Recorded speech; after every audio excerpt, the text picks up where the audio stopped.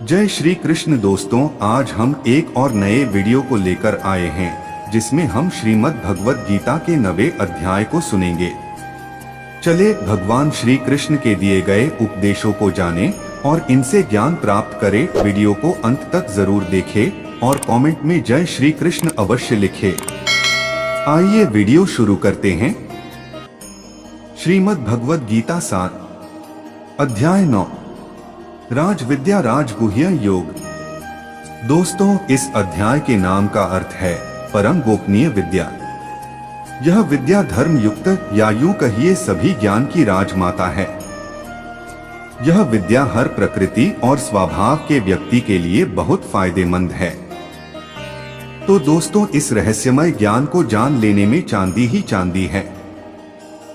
अभी तक पिछले अध्याय में हमने कर्म योग, ज्ञान योग, भक्ति योग को जाना और आशा है उसे जाना ही नहीं बल्कि आप लोगों ने अपनाना भी आरंभ कर दिया होगा और अर्जुन के भांति शुद्ध अवस्था में आ गए होंगे।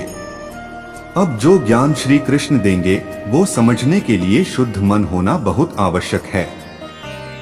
तो मेरे प्रिय जनों, श्रीमद् भगवत गीता के अध्याय 9 के ज्ञान रूपी गंगा सागर में बहना आरंभ करते हैं और जानते हैं एक नया रहस्य। श्री कृष्ण के शब्दों में भगवान अर्जुन को श्रद्धा के बारे में समझाते हैं कि कुछ मनुष्यों की श्रद्धा भौतिक सुखों को पाने में इतनी ज्यादा होती है कि वो यह भी भूल जाते हैं कि सबका अंत मृत्यु ही है, जिसके कारण वो इस संसार में बार बार अलग अलग योनि में जन्म पाते हैं। लेकिन यही श्रद्धा वो मुझ में लगाएं तो इस संसार के सुख और मोक्ष दोनों ही प्राप्त कर सकते हैं। श्री कृष्ण बताते हैं इस जग में सब मुझसे ही विस्तारित हैं। यह ठीक उसी प्रकार है जैसे हवा आकाश में तो है, लेकिन आकाश पर हवा का कोई असर नहीं है। ठीक इसी प्रकार हम कृष्ण से हैं, लेकिन हमसे उनका कोई विस्तार नहीं है।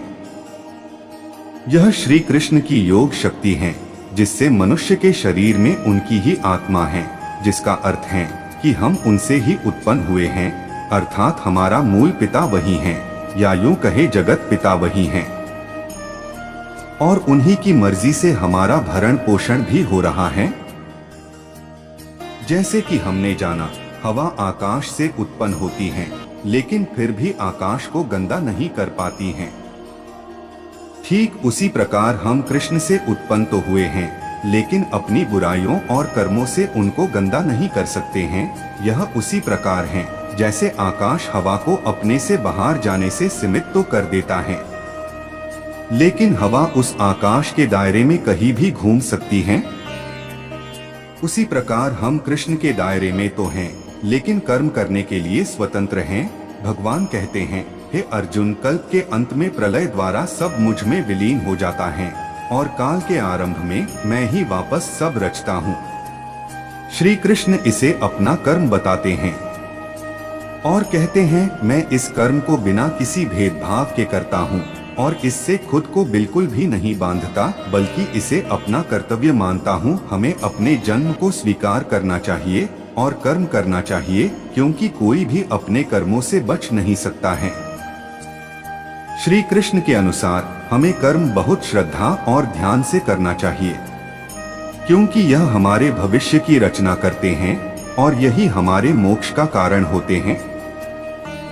दोस्तों, जिस धरती पर हम रह रहे हैं वो दुखालय कहलाता है और यहाँ दुखी और सुखी हर व्यक्ति सांसारिक भोग की आशा में भूल जाता है कि उसको जन्मों तक यह भोगना पड़ेगा, चाहे वो अंबानी जितना आमिर व्यक्ति ही क्यों ना हो। मेरी सलाह तो यही है, निष्काम कर्म और कृष्ण भक्ति भाव में करे और हमेशा के लिए ही जन्म मरण की दुनिया को छोड़ भगवत धाम की ओर चले। दुनिया की रचना का ज्ञान तो सीमित है, लेकिन अज्ञानता की कोई सीमा नहीं है।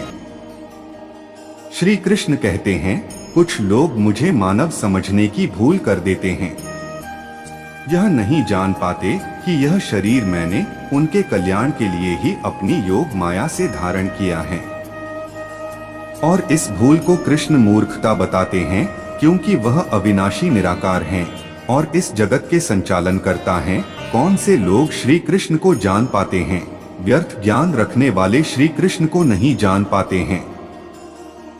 ऐसे लोग खुद को समझदार और श्रेष्ठ मानते हैं, लेकिन वह कार्य व्यर्थ ही करते हैं जो नर्क की ओर ले जाते हैं और इस जीवन से असीमित काल तक बांधते हैं। राक्षसी स्वभाव के लोग जो लोभ और लालच जैसे विकारों में आनंद ढूंढते हैं, वो कभी कृष्ण को नहीं जान पाते हैं। लेकिन देवीय भाव के लोग, जैसे कि आप, जो इस ज्ञान को पढ़ रहे हैं, वह श्री कृष्ण को जान लेते हैं और अनन्य भाव से उनकी भक्ति करते हैं और निष्काम कर्म करते हैं, जिससे वह सामाजिक भला भी करते हैं। ऐसे लोग दृढ़ निश्चय वाले होते हैं और श्री कृष्ण पर पूरा विश्वास रखते हैं। ऐसे देवीय लोग बार बार कृष्ण ध्यान करते हैं और अंत में उन्हें ही प्राप्त होते हैं। दोस्तों, जो कान्हा को प्राप्त हो जाता है वो जन्म मरण के चक्रव्यूह से मुक्त होकर परम सुख पाता है। आगे बताते हैं कि ज्ञान योगी श्री कृष्ण को निर्गुण निराकार रूप में भजता है। वो जान जाता है कृष्ण कोई देहधरी मनुष्य नहीं बल्कि परम शक्ति हैं, जिससे यह जगत और हम विस्तारित हुए हैं, अर्थात हमारे जन्मदाता कृष्ण ही है। श्री भगवान बताते हैं कि यज्ञ, मंत्र, अग्नि, स्वधा आदि मैं ही हूँ। इस संपूर्ण जगत को धारण करने वाला मूल माता पिता मैं ही हूँ। ऋग्वेद, सामवेद, यजुर्वेद, अथर्ववेद यह मैं ही हूँ। ओंकार में जानने योग्य भी मैं हूँ। सूर्य का तेज, वर्षा और उसका बरसना भी मैं हूँ, अर्थात आदि और अंत श्री कृष्ण ही है।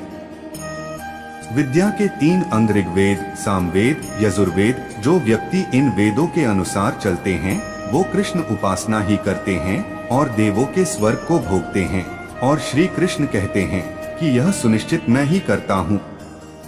जो स्वर्ग की प्राप्ति चाहते हैं, कृष्णा उनको स्वर्ग भोग प्रदान करते हैं उनके पुण्य कर्मों अनुसार।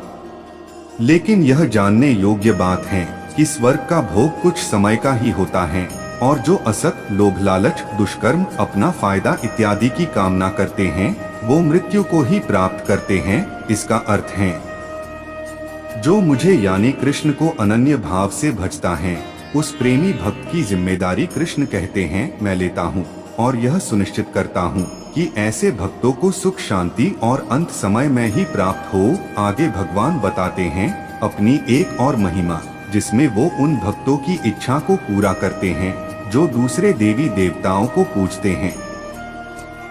जो व्यक्ति देवताओं को पूजता है वो उन्हें ही को प्राप्त होता है और पितरों को पूजने वाला अपने पितरों को प्राप्त होता है। लेकिन यह मनुष्य मोक्ष प्राप्त नहीं कर पाते हैं क्योंकि यह अज्ञानी लोग हैं।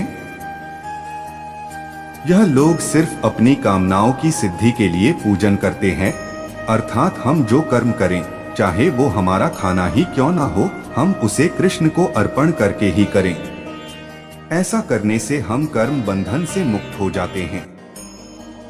वैसे तो श्री कृष्ण हर जगह व्याप्त हैं, हर किसी में हैं, लेकिन भक्तों की जिम्मेदारी वो स्वयं ले रहे हैं।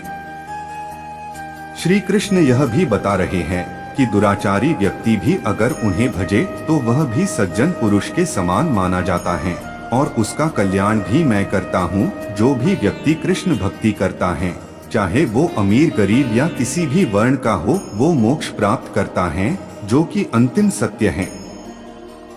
और जो मोक्ष नहीं प्राप्त कर पाता वो अगला जन्म अपने कर्मों अनुसार पाता है, या तो पशु योनि या फिर मनुष्य योनि। इसमें भी मनुष्य योनि कर्म आधारित हैं, जैसे कि ब्राह्मण, क्षत्रिय, वैश्य और शूद्र। दोस्तों, इस अध्याय में श्री कृष्ण यही रहस्य बताते हैं कि हे अर्जुन, तू मुझ में ही ध्यान लगाकर निष्काम कर्म कर और हमें भी अर्जुन के तरह ही इस जीवन को अपना युद्ध समझकर कृष्ण भाव में व ज्ञान मार्ग पर चलकर पूरा करना है। बाकी हमारे इस देश में स्वतंत्र तो सभी हैं, जैसे इच्छाएं आए आप कर सकते हैं। मित्रों, अगले अध्याय को सुनने के लिए हमारे चैनल को अवश्य सब्सक्राइब करें, ताकि जब हम अगला अध्याय अपलोड करें तो वह आप तक पहुंच जाए।